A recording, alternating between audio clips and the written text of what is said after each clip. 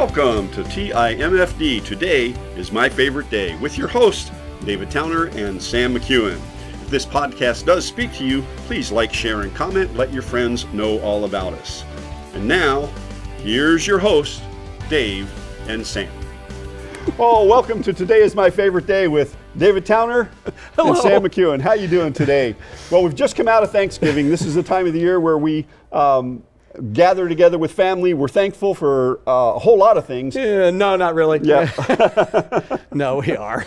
We are. But seriously, what's Thanksgiving mean to you? I know what you're going to say, but what does it mean to you? We're laughing because I didn't have the mic on. We went through this whole podcast just about without a mic on. Okay, so Thanksgiving at one point to me as a child, it meant that Christmas is coming. That's all it meant. Yep. I was getting ready for Rudolph the Red-Nosed Reindeer, Frosty the Snowman, all that stuff that was on television, and getting ready for presents. There you go. There you go. Working up mom and dad to give me the gifts I want. But as I got a little older, a little more mature, Thanksgiving has a totally different meaning to me than it did before. Yes, it's fun to get with family, and sometimes it's not fun to get with family. Yeah. Sometimes you end up with arguments at Thanksgiving table. I hate those tables where they show them, everybody's just perfect. Oh, yes, it's wonderful. We never Not had that. At our house, man. There's food going everywhere. There's guys arguing. I mean, it's part of what happens when you have 4 grandsons at your house. Yep. I mean, it's just what it is. I remember growing up, we'd have Thanksgiving at my grandmother's, and big old table and all this kind of stuff, but the fun was in the kitchen. Oh, yeah. Because that's where Mama was. Yeah. And that's where all the goodies were and things like that. Cool. And it took my sisters a long time to figure that out, which was good for me.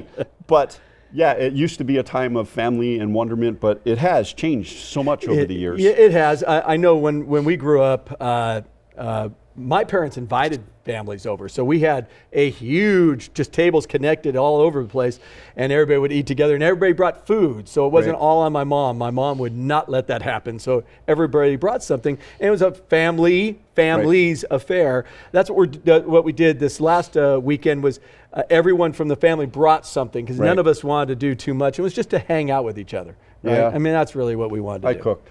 You cook? I cook do a lot of the cooking. We brine our turkey. Yeah, but you're like a chef. Yeah, well, that's. We'll talk now about that at a different time. Yeah, we do. But the one thing about Thanksgiving, I always come back to the verse in 1 Thessalonians that says, give thanks in everything, for this is God's will for you in Christ Jesus. Yep. And the thing is that it says in everything. Yeah. And that's where we lose the thankfulness. I do that. I do that. I do it all the time, cut off in traffic, coming out here today, that light down the road, come on, people, move over a little bit, right? How much the presents are, and you're having to pay for all that. Oh, my goodness. And I'm not going in debt for Christmas presents. I'm just not going to do that. No. We're going to follow that financial peace stuff that you do. But the bottom line is that Thanksgiving is a time to give thanks to God. So it's a whole idea of gazing at God again, glancing at the problems, and thanking Him even for those difficult people. One of the things that I always bring up to myself is I call it love capacity. My capacity to love only goes as far as my willingness to love the person I struggle with the most.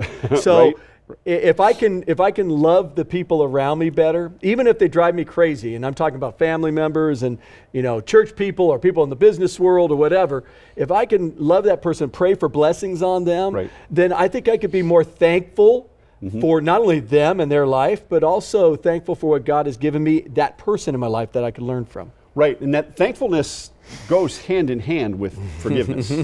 And you have and that's where to be thankful for those people that we're not particularly fond of, we can change our lives and our relationship to God by being grateful for them, for whatever trials or tribulations they brought us, and then praying God's blessings on that. It's always the missing part of forgiveness. Oh, I forgave that person, but you haven't asked God to bless them. And that's hard. One of the things my old coach used to say is, I am responsible for my attitude.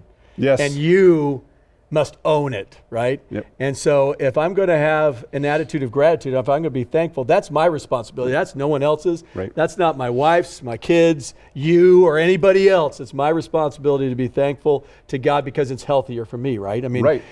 We say, I'm so angry at you, and you took my happiness. Nobody can take your happiness. No. You gave it away Yes. by living in Well, living in the junk. Place. Living in the junk. Yeah. I call it going into the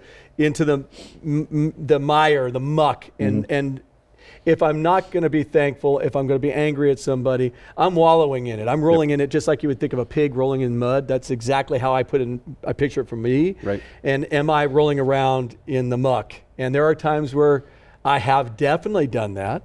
I could think of a story of a person in the church that hurt Tanya and I pretty bad. And I stayed in that muck a pretty long time, and I would not let go of it. Me too. And it messed me up. I did this with a business person as well, that, so it's not just church people. I don't want to, kind of go, oh, yeah, all those church people, they're all horrible. You know what? You know what church people are? They're people who accepted Christ, and they're just as messed up as the people outside of the church. It's just how do we love and forgive each other is really what we need to do. And I was not doing that. Here I am, a pastor of a church, and I'm struggling with that. So if I'm struggling with it, I know other people do. So what do you do for you to be thankful today? I mean, that's one of the things. That's you can bring it. up. I have to take a step back. Okay. I look at, I have a temper. Well, and you're also in the business world, so that's what I was kind of wondering and asking about. So I have to take a step back and say, okay, where is that person actually coming from? Okay. And where did that comment come from? Okay. And if I do that, then I can usually put it in the proper context and be able to be grateful and thankful because maybe that comment was meant to improve me or to help me. And a great coach just pushes away. I mean, my coach's motto was bleed, suffer, die, don't stop running.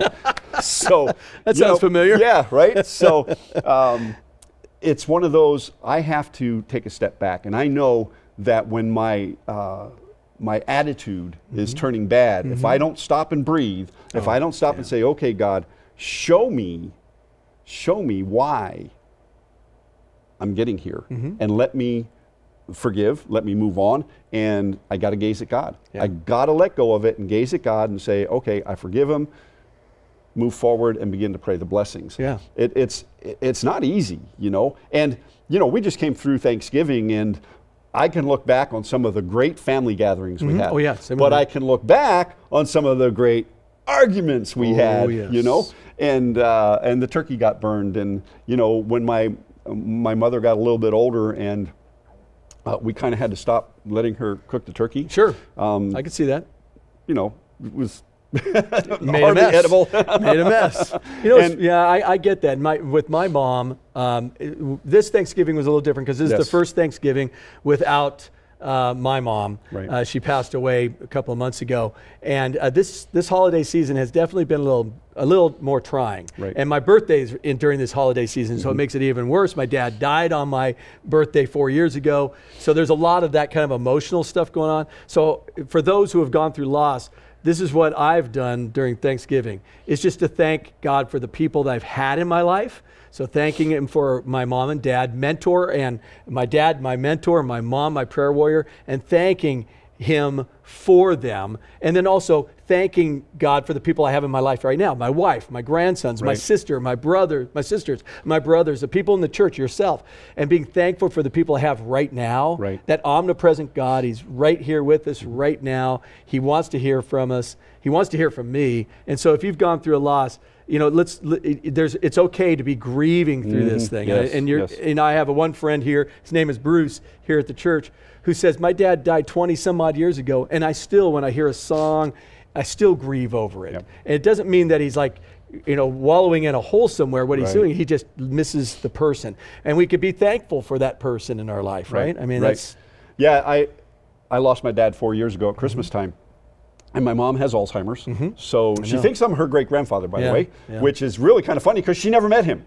But she saw pictures. I don't know. I haven't seen the pictures, so I must Maybe look something like that. Him, yeah. Must be. Yeah. But it's tough when you used to have all that. I mean, we would live in South Dakota, drive all the way to Southwest Wyoming for Thanksgiving dinner. So you're talking an 8-hour drive for Thanksgiving, and you always hope that you get there and cook the turkey before Mom did. But but no. We always had some great Thanksgivings. My mom's living with my sisters right now, and even with the Alzheimer's, she's enjoying life. I thank God that she's as healthy as she is, that she's enjoying life. I mean, they took her down the beach here a week or so ago, down to Cape May Point, and we grew up down there. And a cousin of mine passed away but she had this green Mustang convertible. Okay. So I'm not sure which one of my sisters drove. Either one of them probably should have gotten 3 or 4 tickets on the way, but They drive like me then. Yeah, right, exactly. And so Mom gets down there and I can just see her. I'm positive she loved that convertible. She wouldn't get out of the car. Huh. So nope. I'm sitting in this loving car. that She's car. loving that car. That's her happy place, right? It is. It is. Yeah. And that's, I think that's another thing too. If you're in a struggle right now with loss, or you're in a struggle with a hurt, one of the things that I do is find that place that I could get alone with God in. And for me, it's water. So the beaches, we live obviously in Tampa, Florida. We're very fortunate. Yes. But also lakes, rivers. There's something about water for me that gets me into a place where I could be calm, at peace, think about who the Lord is, go over my today as my favorite days, and go over those principles, and get into a quiet place where I can start being thankful, especially with all the stuff around. You got the business going around you, you got the community, you got people in the church, you got family, all those different things kind of coming around, your own finances and that kind of thing. Right. And to slow down so I could be thankful is very important to me. And I know it's important to you too. It is. And slowing down like that, we love the beach. We're 20 minutes from Honeymoon Island, my favorite place to go. But I also have this picture, and it's a picture I use for a backdrop from time to time. And it's one of the first sunsets that we experienced out at Honeymoon Island. Got it. And it's from the dog part of the island and stuff like that, right? So first, where I caught my first snook, by the way, only snook. Nice. And love that. Yeah, it tastes great. But anyway, no matter where I'm at, what time of the day, if I need to bring it down a notch and get closer to God, I can close my eyes and I can see that picture. I can re-experience that sunset and that joy and that peace that it brings to me, and know that I'm that much closer to God, and be able to get back into His presence and back into that attitude of gratitude. So you're thinking about the good things of this world, so that the Philippians 4:6 through 9, right? That whole area there that just talks about looking at the good things of this world, verses 8 and 9. So to me that's important, to be able to slow down so we can be thankful. So during this time, I think that we could bring up to those who are listening, if you are listening, we're hoping you are, and give us your feedback on this. Absolutely. But if you are struggling a bit right now, or you're really struggling, maybe you're in a really dark place, right? That may be where you're at right now. And we both understand those dark places. Right. So if that's where you're at right now, get to a place where you can be quiet. Now, you may not be able to go to a beach like what we do. You may be up north somewhere freezing. Okay, where I get that. Another quiet place for me, like you said, mine is in my office. I have this big chair, I sit in the chair and I read my Bible there. I pray there. Our cats bother me there, and you'll hear more about those cats because my wife loves them. But it's still a place of calm and quietness to let me be able to do my attitude of gratitude list. Which is very, very important. So if you're struggling, we want to encourage you. Yes. Just stop for a moment today, and if it could be at your office, and just speak out some of these things in your head, a few things that you're thankful for, and I think that would be helpful. One of the things that I do is I thank God for who He is, what He's done, what He's doing, and what He will do. So if you're struggling with it, you could go over those 4 things, and they help me get into a calm place. Right. And I do the same. I start my morning off. I have a chair.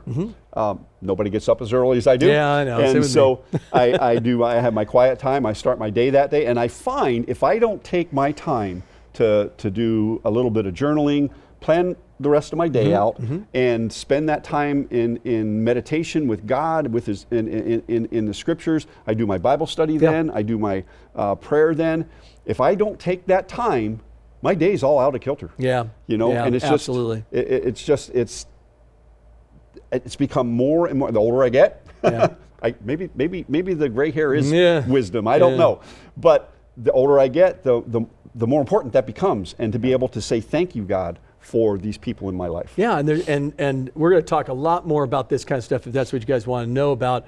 Another thing that I do is I get workouts usually every morning, and I want to do that because it slows me down. It gets me into a calmer place. I've always been in sports, my wife and I are gym rats, and we've always enjoyed that.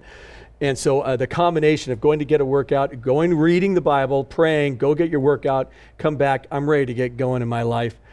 But a lot of people can't do that. They physically can't do it. So what can you do again, it's going back to getting to the quiet place, that happy place, and slow down and start thanking God, at least for one or two things. Right.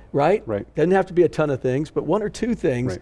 And it's okay to grieve through losses. It's okay to grieve through disappointments and struggles. Both of us have been through them. All of us have. And as we said the first episode, all of us go through junk. All of us go through difficult circumstances. So it's how do we stay in a place where we could say today is my favorite day. And Thanksgiving is a gigantic area in this. And so as we finish the Thanksgiving season, now we're going into Christmas. Yes, we are. Which we like. Yes, we both like Christmas. Yeah, so we're going to enjoy that. But what else would you say about this as we're finishing up here? As we finish up, start with one or two. I've coached some folks, and I actually coached a gentleman one time, and he says, well, one of the key factors, there's 5 areas that I talk about when I do this talk, but it's one of the key factors is faith. And the guy says, well, I don't meditate, I'm not a Christian, I don't do things like that. How can I grow in that area? And so we just went back. What are you thankful for? And you don't want to pray the way I do or think the way I do. I'm okay with that. God will get you one way or another. I'll be back in your life and we'll go forward, right? But to just get in that quiet time, take the time to be thankful. And if you have to, think about the joy that has come through your life. I think about when I met my wife. I think about some of the adventures that we've been on. I also think about some of the times we've been on an adventure, and my wife, she can run circles around me. So we went to the Ukraine one year, and I'll talk more about that, but I don't know how many miles we walked the first day. I think she was trying to show me the whole country in one day. But I look back on that, and it brings me joy, and it brings me peace. And so I would encourage folks to be thankful like that and to get into that just quiet place. But we're coming into Christmas, and it's going to get crazy. Yes, it is. And so we would encourage you to reach out.